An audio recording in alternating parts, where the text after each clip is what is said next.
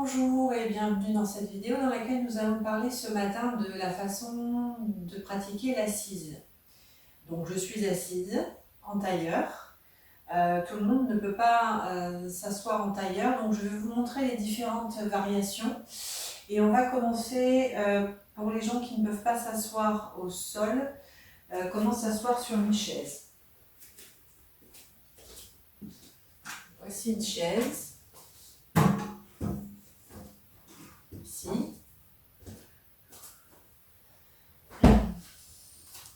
Vous avez des problèmes de genoux, de hanches. Vous n'avez pas la possibilité de vous asseoir au sol. Donc dans les remédiations, par exemple dans les étirements vers l'avant, je vous demanderai d'écarter les jambes et de vous étirer vers l'avant vers une autre chaise. Pour les assises en tailleur, vous avez soit la possibilité de venir vous asseoir comme ceci, si possible de prendre de la hauteur, donc ici, comme ceci, ou bien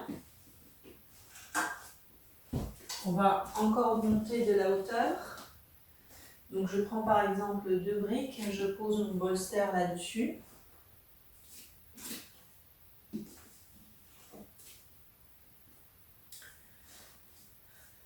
Comme ceci. Et si on cherche à avoir un peu plus de hauteur, on peut prendre aussi un autre bolster ou des couvertures pour à chaque fois augmenter la hauteur en fonction de la possibilité de chacun. Il y a un moment où la hauteur sera pareille à celle au sol. Mais ça va vous aider progressivement si vous avez des problèmes de hanches, des problèmes de genoux, des problèmes de chevilles, de pouvoir pratiquer des postures assises. Alors bien évidemment, si on fait un étirement vers l'avant, prévoyez une table ou une chaise devant vous pour pouvoir vous projeter vers l'avant. Mais voici comment on pratique l'assise quand on a des difficultés avec les genoux, les chevilles ou les hanches. Donc je vais revenir au sol. Je vois très souvent des gens qui pratiquent l'assise, les postures assises, sans support sous les fessiers. Donc sans support sous les fessiers, le bassin n'est pas ouvert, donc qu'est-ce qui se passe? Les genoux remontent et le dos s'arrondit. Donc ça n'est pas une posture alignée et c'est une posture, si vous voulez, dans laquelle si on reste longtemps, on va se fatiguer, on va avoir mal au dos. Pour pallier à ça, on va prendre de la hauteur sous les fessiers. Donc ici, je prends mon bolster.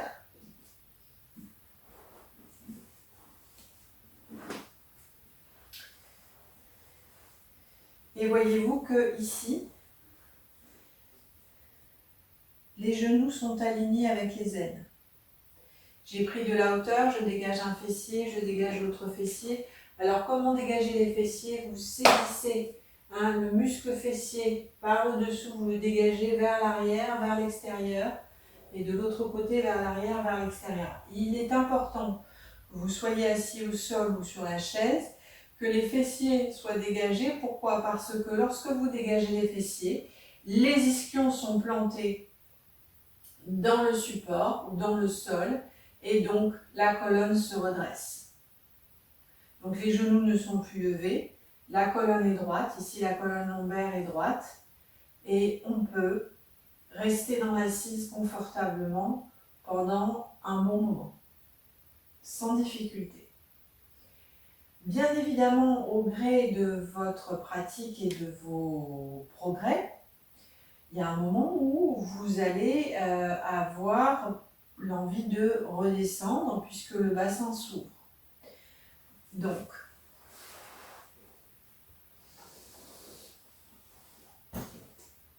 ici, on va prendre 2 couvertures. Donc ça, c'est pour régler ici. Et donc, je vais m'asseoir. Je dégage un fessier, je dégage l'autre fessier. Et ici, je suis assise plus basse. Mes genoux sont à la hauteur de mes hanches, de mes aines. Mon dos est droit. Vous voyez, de couverture. Et ensuite, on pourra éliminer au fur et à mesure jusqu'à, si on le souhaite, se mettre au sol. Mais il est toujours recommandé dans les pratiques des postures assises de garder quand même une petite couverture pour garder le dos bien droit. Donc ça, c'est pour le positionnement genou, hanche, dos. Maintenant, pour le placement des pieds. Le placement des pieds. Si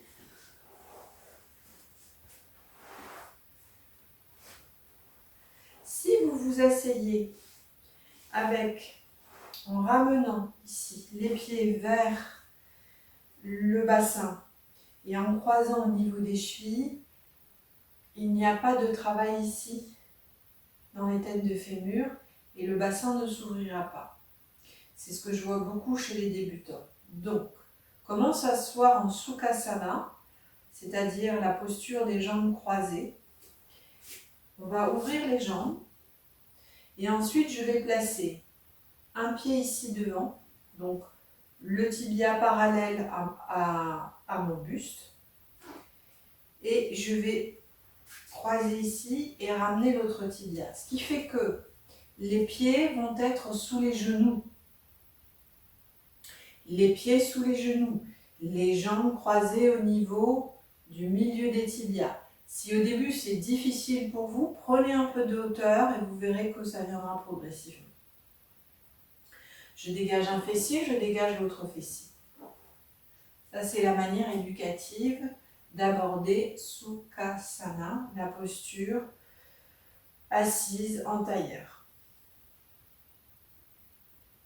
Ensuite on va placer les mains en coupe inversée à côté des fessiers, rouler les épaules en arrière et étirer la face frontale du buste, descendre les épaules, éloigner les épaules des oreilles, soulever le sternum. Gardez l'étirement de la colonne vertébrale, sentez la cage thoracique qui se dégage du bassin, les deux bords de buste étirés. On peut s'asseoir avec le dos des mains sur la face interne des cuisses. Ou bien, pour le home ou les mantras, joindre les mains devant la poitrine et fermer les yeux.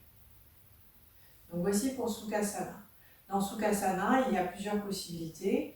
Dans le cours des postures assises, nous verrons les torsions, les étirements vers l'avant, les Parvatasana. Enfin, tout ce que l'on peut faire dans la posture assise. Il convient aussi, lorsque vous travaillez une posture assise, de toujours travailler le côté opposé. Pourquoi ? Parce que vous avez une facilité d'un côté, c'est un côté qui vous vient naturellement.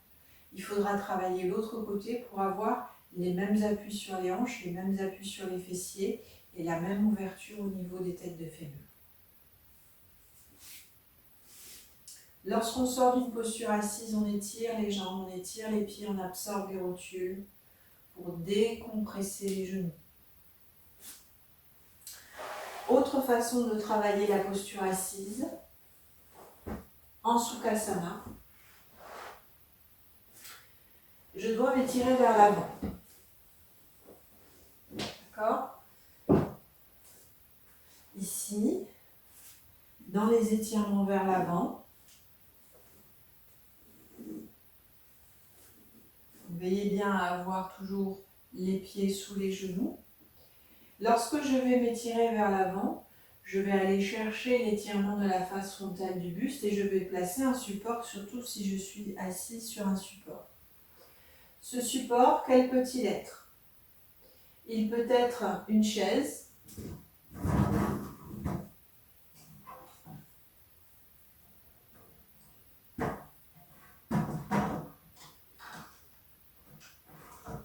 pas trop près.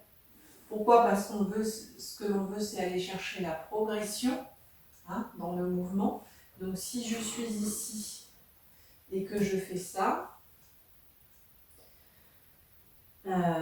style écolier, ça ne fonctionnera pas. Là, il n'y a pas de travail, il n'y a rien du tout. Par contre, si j'éloigne la chaise, que j'étire la face frontale du buste, je roule les épaules en arrière, je m'étire vers l'avant. Donc je vais chercher avec les mains à étirer la face frontale du buste et à faire glisser les mains.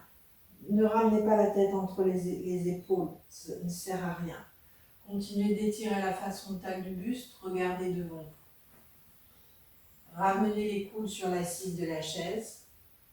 Et ensuite, saisissez un coude, saisissez l'autre coude et venez placer le front sur l'assise de la chaise. Là, il y aura quelque chose qui se passe, il y aura un travail qui sera effectué.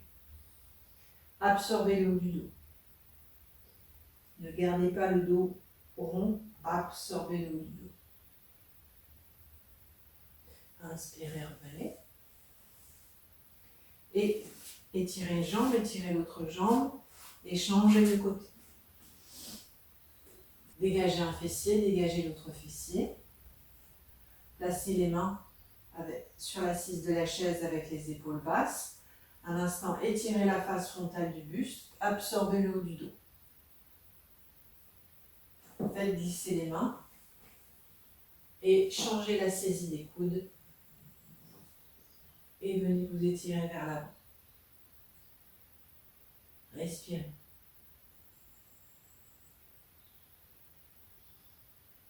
Sur chaque expiration, essayez de ramener la poitrine vers l'avant, de relâcher le ventre et d'absorber le haut du dos. Revenez. Si jamais la chaise est trop longue, vous pouvez la rapprocher et ainsi progresser. Vous voyez, si vous avez une difficulté, allez chercher l'étirement plus haut, puis vous changerez d'angle au fur et à mesure de vos progressions. Donc voilà pour la chaise. Maintenant pour un support plus bas. Un support plus bas, donc je vais par exemple prendre un bolster ici devant ou une brique pour que je sois à peu près à la même hauteur. Je dégage un fessier, je dégage l'autre fessier. Je vais étirer les bras vers l'avant, même principe, les épaules loin des oreilles, j'absorbe le haut du dos et je fais glisser les mains. Ça c'est pour un étirement dans lequel on n'est pas en restauratif, on est dans un travail actif. Et là, je vais venir placer le front sur le bolster. Les mains écartées à la largeur des épaules et chercher l'étirement vers l'avant avec le bolster. Donc ça ne marche pas. Si vous êtes comme ça, revenez sur la chaise. Donc j'étire, j'absorbe le haut du dos. À l'instant, je peux réinspirer pour étirer la face frontale du buste, absorber le haut du dos, rendre le dos concave et venir placer le front sur le support. Je reviens, je change le croisement des jambes. Dégagez un fessier, dégagez l'autre fessier. Roulez les épaules en arrière, étirez la face frontale du buste. Placez les mains sur le bolster ou le support. Inspirez, étirez la face frontale du buste. Regardez loin devant vous, ne regardez pas au sol. Surtout pas au sol, si vous regardez au sol, vous allez rendre le dos convexe. Rendez le haut du dos concave. Glissez avec les mains les épaules loin des oreilles. Et placez le front sur le support. Respirez.